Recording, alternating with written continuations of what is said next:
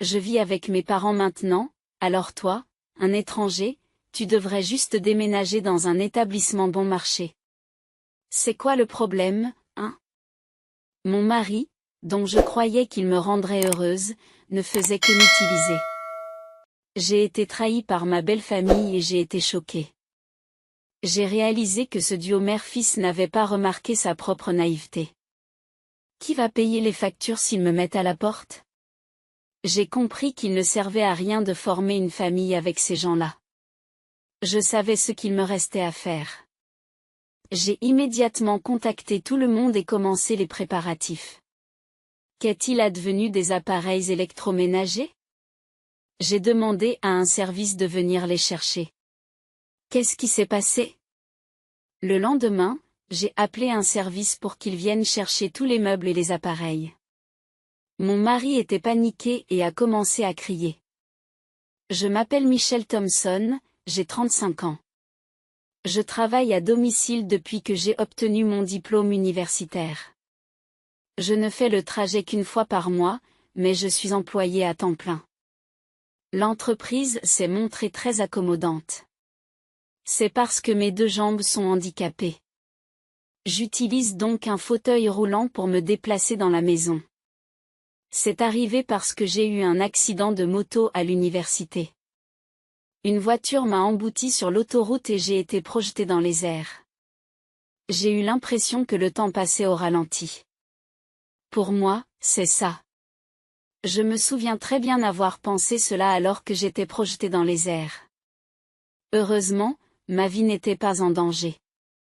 Mais mes jambes sont devenues immobiles.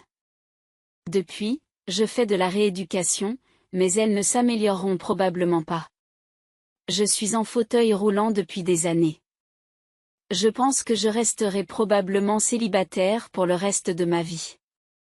Une fois que j'ai accepté mon état, mon ancien désir de me marier a refait surface. Un jour, mes amis m'ont organisé un rendez-vous à l'aveugle. C'est là que j'ai rencontré mon mari, Ken. Il a 5 ans de plus que moi, mais il paraissait plus jeune que son âge. Ce qui m'a surprise, c'est son comportement, qui semblait bien trop immature pour un quadragénaire. Pour dire les choses gentiment, c'est un homme très direct. Il n'a pas hésité à poser toutes sortes de questions après m'avoir vu en fauteuil roulant. Comment mangez-vous? Et les tâches ménagères? Pouvez-vous faire la lessive? Comment se passe le travail? Pouvez-vous aller aux toilettes tout seul? Et les bains? Tous les autres étaient prudents avec moi, mais Ken ne se retenait pas du tout. Je n'avais jamais rencontré quelqu'un comme ça auparavant, et j'étais en fait contente. La plupart des gens ne poseraient pas de questions sur mes jambes. Mais Ken, aussi effronté que lui, m'a tout demandé. La plupart des gens l'auraient trouvé impoli, mais moi, j'étais contente. Il s'intéressait vraiment à moi. Nous sommes sortis ensemble plusieurs fois et nous avons fini par former un couple. Je pensais pouvoir être heureuse avec lui. À l'époque, je ne voyais que Ken et je pensais que je ne rencontrerais personne d'autre qui voudrait être avec moi pour toujours. Aussi, lorsque Ken m'a demandé en mariage après seulement 6 mois de relation, j'étais aux anges. Mais juste après notre mariage, les choses ont changé. Lorsque Ken et moi avons emménagé ensemble, nous avons choisi ma maison individuelle. Même s'il s'agit d'une maison indépendante, c'est une location. C'est un peu cher, mais c'est très pratique pour une personne en fauteuil roulant. Je pense que le locataire précédent a probablement rendu l'endroit plus accessible. Ken a beaucoup aimé l'espace de la maison. Comme je passais beaucoup de temps à la maison, je faisais la plupart des tâches ménagères. De temps en temps, lorsque je me sentais épuisée, je lui demandais de l'aide, mais il disait simplement « Je suis crevé aujourd'hui ». Et il ne levait pas le petit doigt. Il ne m'aidait même pas à prendre mon bain. Sérieusement? Je ne peux pas faire ça. Techniquement, je peux me débrouiller seule, mais cela prend beaucoup plus de temps. Lorsque je vivais seule, une aide-soignante venait 2 fois par semaine pour m'aider à prendre mon bain. J'avais l'habitude de m'occuper seule des 5 autres jours, mais j'ai toujours souhaité que Ken m'aide, ce serait tellement plus rapide. À chaque fois, je mettais beaucoup de temps à entrer dans le bain. Je ne demande plus l'aide de l'auxiliaire de vie. Ken a dit que c'était une perte d'argent. Alors que je prenais mon bain, une pensée m'a traversé l'esprit. Mes bras commencent à fatiguer. La salle de bain a été conçue à l'origine pour être accessible. C'était un argument de vente lorsque nous avons choisi l'endroit. Mais lorsque Ken prenait son bain en premier, il ne rangeait pas le seau de bain et laissait les bouteilles de shampoing sur le sol. Les ramasser prend encore plus de temps.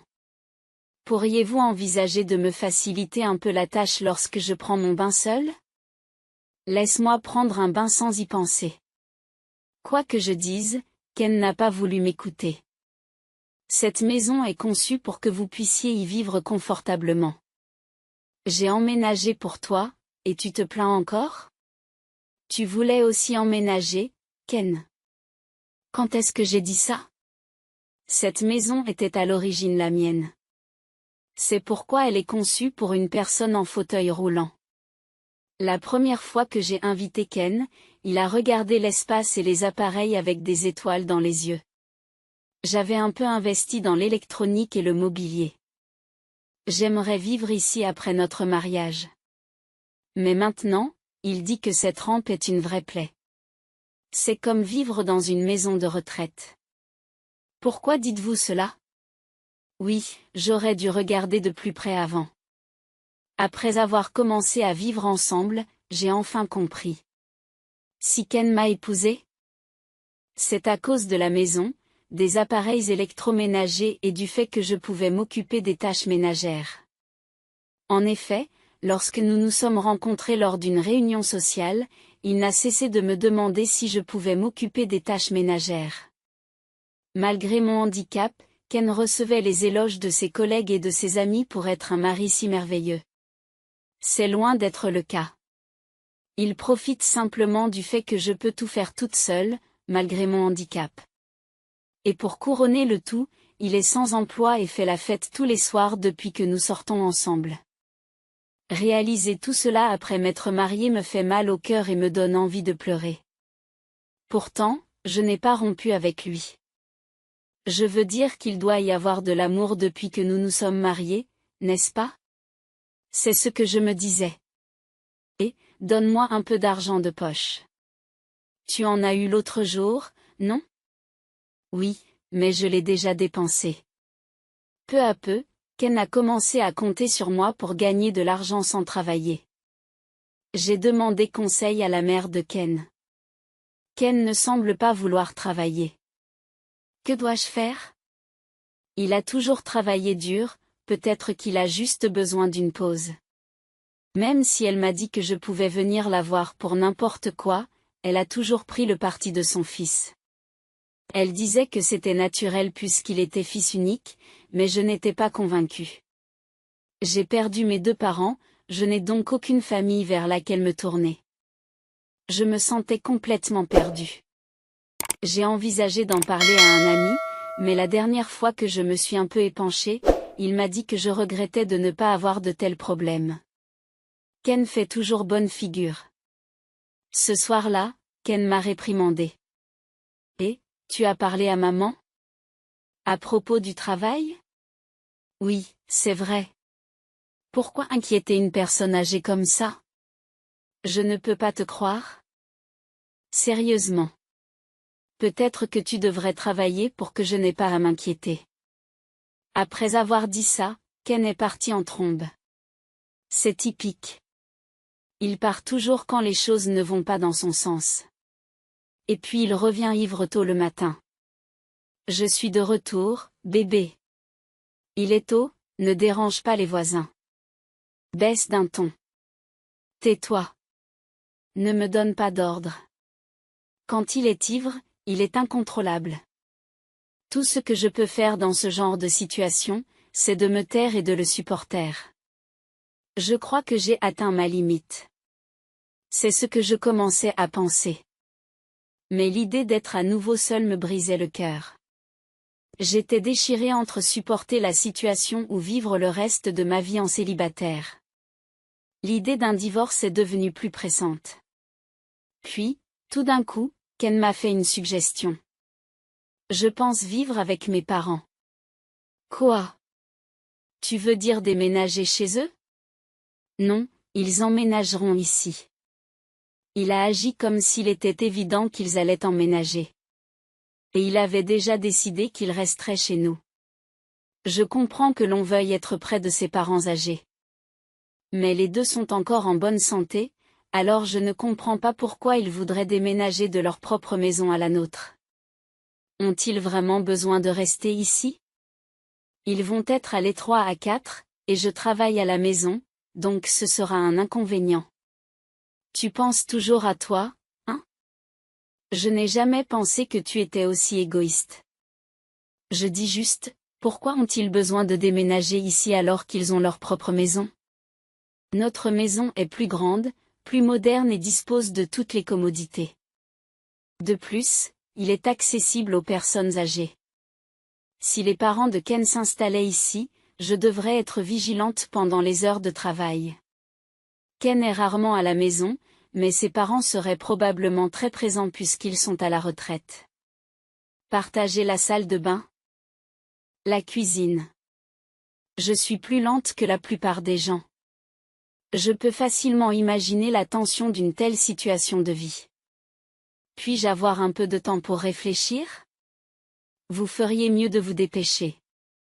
Nous n'avons pas beaucoup de temps.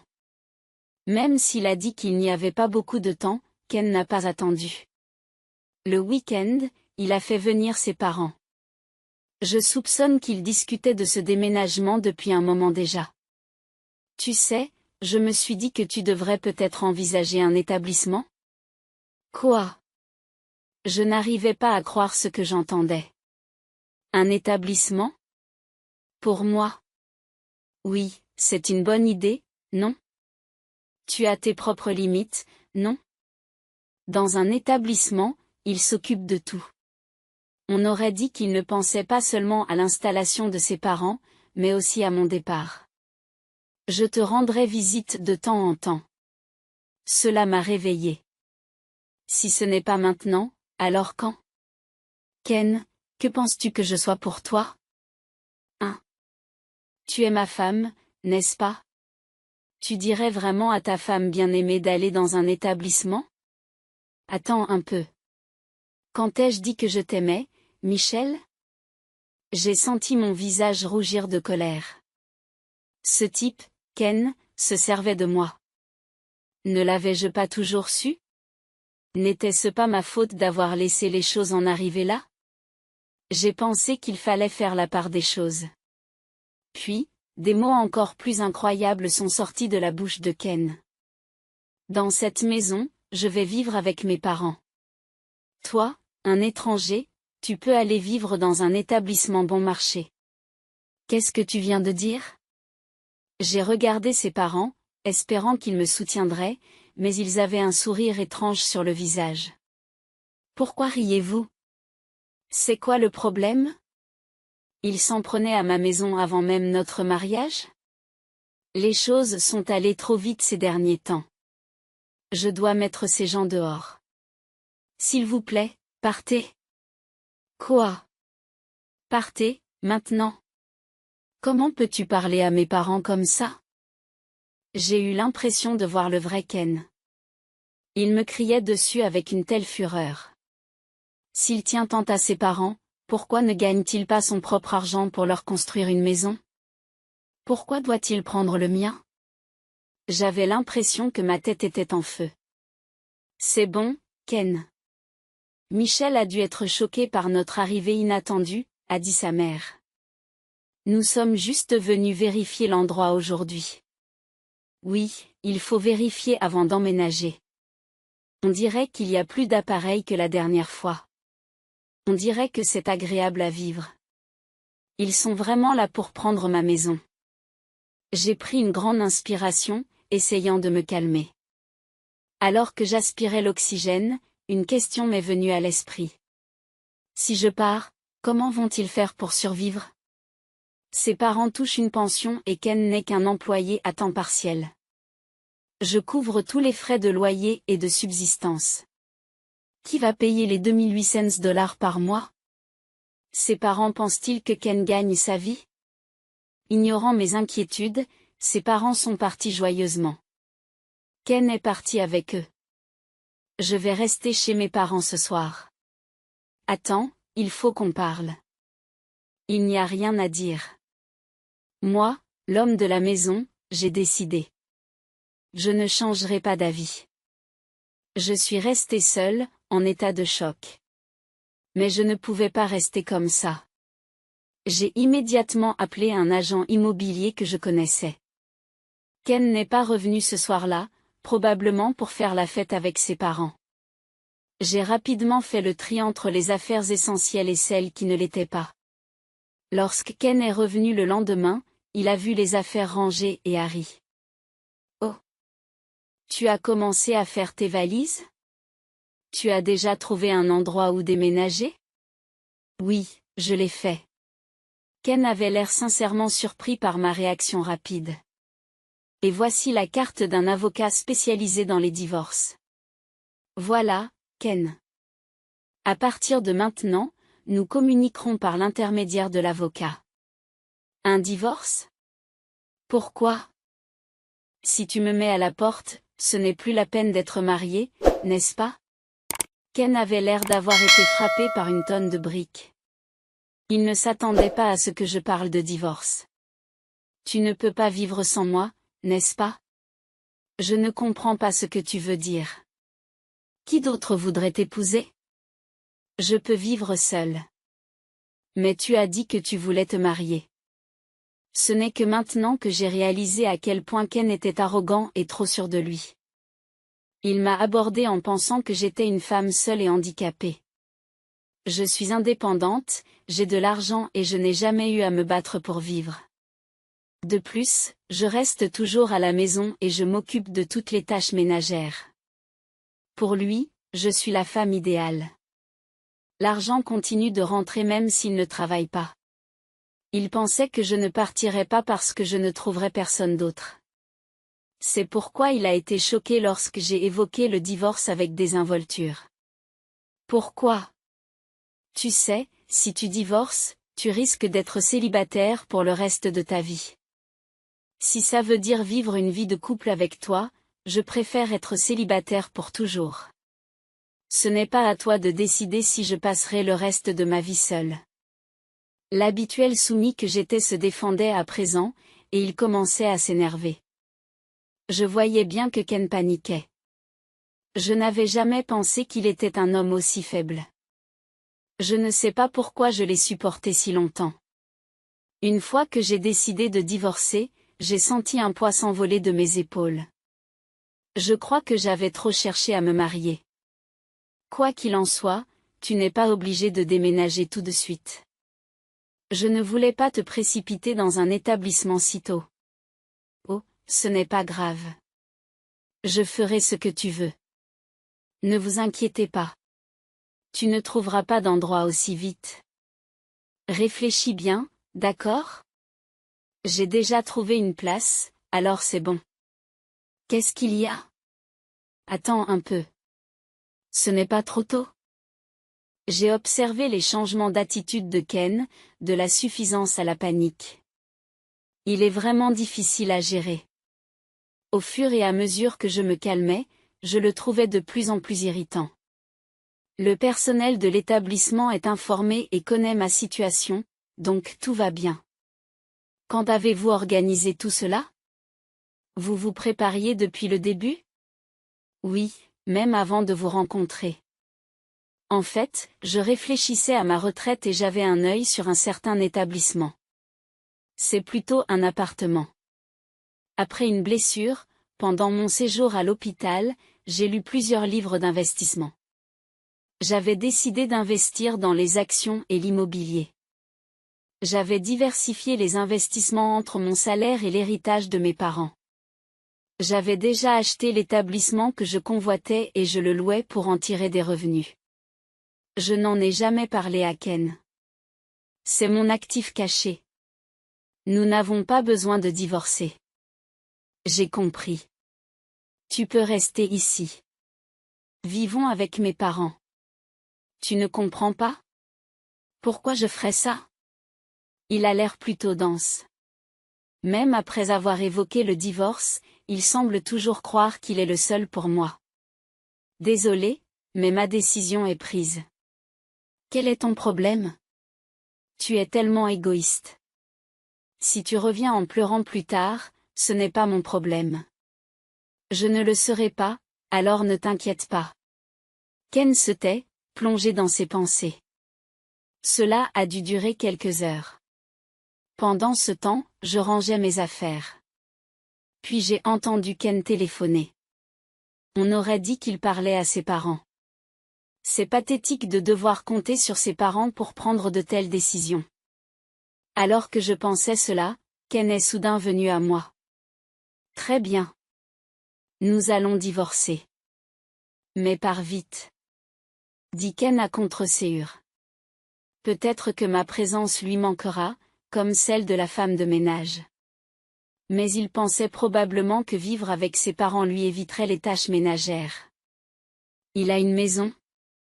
Et elle est entièrement meublée. Pas de problème pour la vie quotidienne, du moins pour l'instant. C'est sur cette pensée qu'il se dirigea vers la maison de ses parents. Je vais aller parler à mes parents de la suite des événements. Préparez-vous à déménager rapidement. Oui, c'est ce que je vais faire. J'ai fini de déménager toutes mes affaires en une semaine. Pendant ce temps, Ken ne s'est jamais montré. Nous nous sommes revus un jour après le déménagement. C'était au moment où j'essayais de commencer ma nouvelle vie dans ma nouvelle maison. Ken m'a appelé pour que je sorte et m'a dit, « Et qu'est-ce qui se passe? Cette maison est presque vide. Où sont les appareils électroménagers? » J'ai demandé à un service d'aller les chercher pour moi. Quoi? J'avais appelé un service le lendemain pour qu'il récupère tous les meubles et les appareils. Mon mari s'est agité et a commencé à râler. Non seulement Ken, mais aussi ses parents étaient là. Tous les appareils qui se trouvent ici ont été achetés par moi.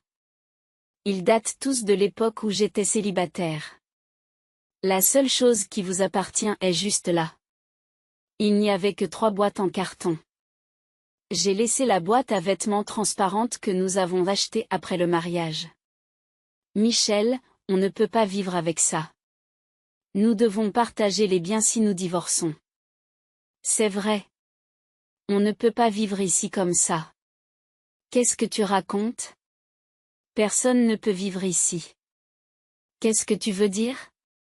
Le loyer est de $2000, tu sais?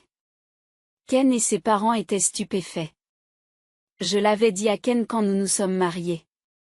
Ce n'est pas ta propre maison? Non, c'est vrai.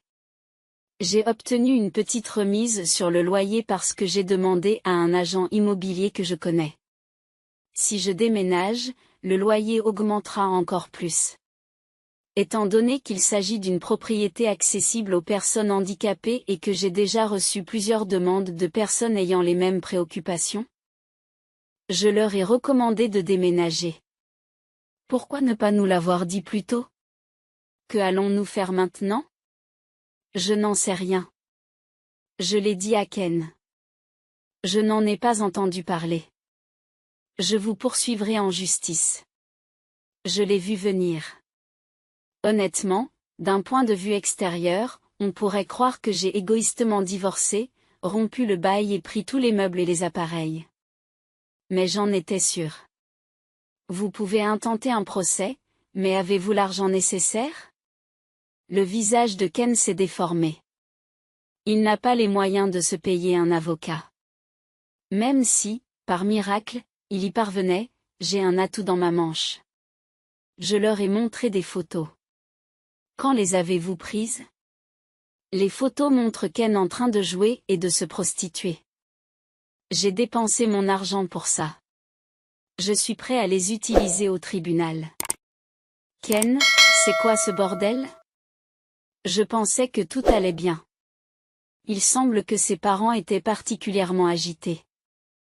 Qu'est-ce qui se passe? Puis, soudainement, Ken a commencé à s'excuser. Je suis désolé. S'il te plaît, reviens. J'ai besoin de toi, Michel. C'est toi qui m'as mis dehors. Nous sommes déjà divorcés, alors de quoi tu parles? En plus, tu ne m'aimes pas, n'est-ce pas? Si c'est le cas, je partirai. Puis, cette fois, même les parents de Ken ont commencé à s'excuser à côté de lui. Nous n'avons plus d'endroit où vivre. C'était un choc. Qu'est-ce que tu veux dire? Notre maison a été saisie. Il s'avère que la maison familiale de Ken sera saisie dans quelques semaines. Ils ont fait faillite. Les dettes accumulées par son père ont fait boule de neige et sont devenues impossibles à rembourser pour les retraités. Ken, qui recevait une allocation de ses parents lorsqu'il était célibataire, a probablement pensé qu'il était en difficulté et a décidé de se marier dans l'espoir d'obtenir un soutien. Je comprends maintenant pourquoi sa mère était si gentille avant notre mariage. Je ne peux pas t'aider maintenant. Nous sommes des étrangers. Même si mes parents et moi finissons à la rue, ça ne te dérange pas?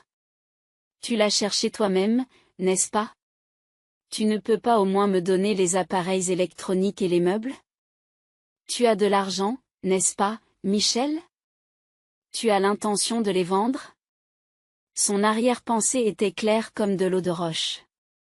Je lui ai dit fermement que je n'avais pas l'intention de lui donner ne serait-ce qu'un seul meuble ou appareil électronique. Ne dites pas cela, s'il vous plaît. Ayez un peu de pitié. Il est trop tard pour s'excuser. Débrouillez-vous tout seul. C'est pour ça que je demande. Je n'y arrive pas.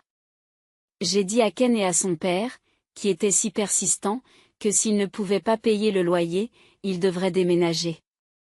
L'appartement est à mon nom, donc si je résilie le bail, c'est fini. Il a été facile de les expulser. En fin de compte, même si le bail était transféré, Ken, sans emploi, n'aurait probablement pas les moyens de vivre ici. C'est l'agent immobilier qui m'a raconté tout cela. Je ne peux pas payer le loyer. Finalement, j'ai décidé de résilier le bail. Je n'ai plus besoin de cet endroit, et comme le divorce est définitif, tout est fini. J'ai mis à la porte la famille de 3 personnes stupéfaites et j'ai fermé la porte à clé. Que allons-nous faire maintenant? Je peux déménager dans un établissement.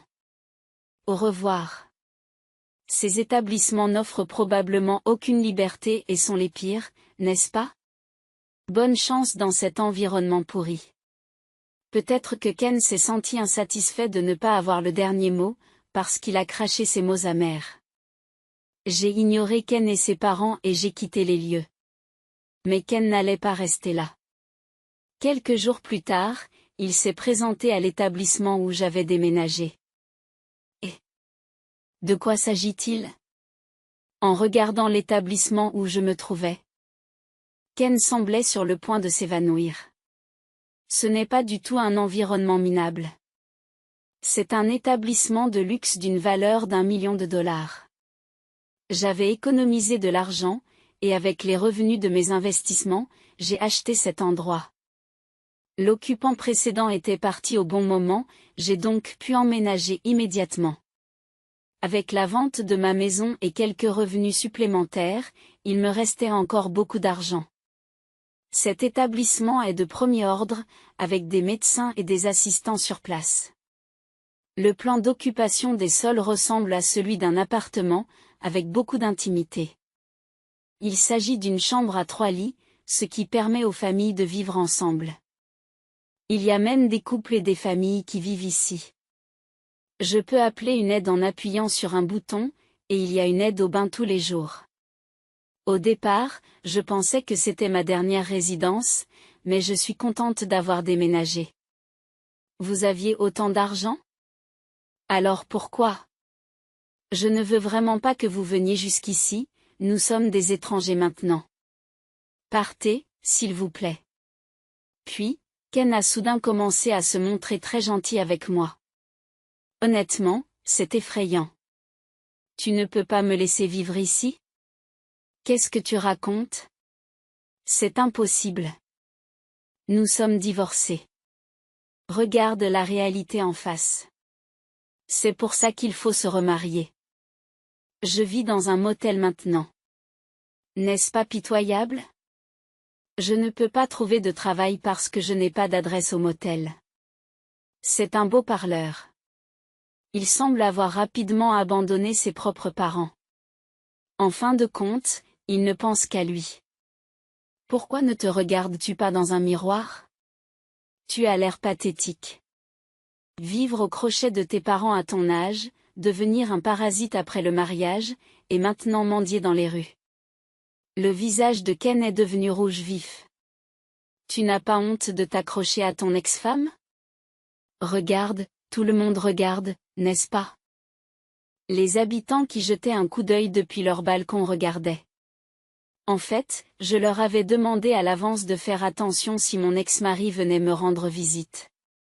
Je pensais que Ken viendrait sûrement me chercher au moins une fois. Soit pour se réjouir de mon état misérable dans l'établissement, soit pour me supplier. Je m'attendais toujours à ce qu'il se présente pour une raison ou une autre. Les résidents étaient très coopératifs. Ils faisaient exprès de regarder Ken avec pitié. C'est comme un drame de la vie réelle. J'ai envie de les applaudir. Ken a finalement remarqué les regards et a semblé réaliser à quel point il était embarrassant. Je ne demanderai plus rien. Le visage pâle, il marmonna ces mots et disparut. Je ne pense pas qu'il reviendra ici. Plus tard, en sortant, j'ai croisé ma belle-mère qui travaillait à la caisse d'un supermarché. Mon beau-père était concierge et ma belle-mère était caissière. Dès que ma belle-mère m'a aperçu, elle a tourné le visage et a essayé de se cacher. Elle se faisait gronder par un jeune employé pour son attitude. Ken avait apparemment été présenté à un emploi par quelqu'un qu'il avait rencontré au café du motel et il était exploité sur un site d'emploi très mal rémunéré. J'organise fréquemment des fêtes à domicile et je vis heureux chaque jour avec des personnes du même établissement. J'ai également noué de bonnes amitiés avec d'autres personnes en fauteuil roulant. Si j'avais su qu'une telle communauté existait, j'aurais déménagé plus tôt. J'ai trouvé le temps de suivre des séances de kinésithérapie. Mon objectif actuel est de pouvoir bouger mes jambes tout seul. Je mène une vie épanouie, tant au travail que dans ma vie privée.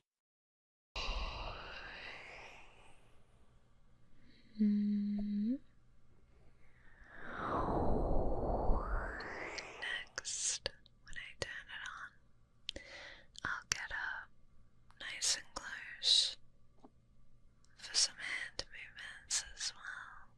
Okay.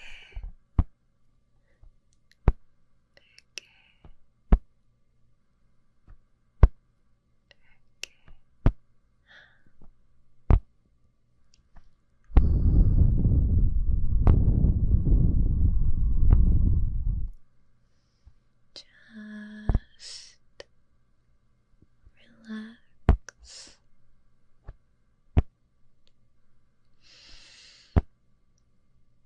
While I melt your brain. Ready? You're ready for more? Okay. 1, 2, 3,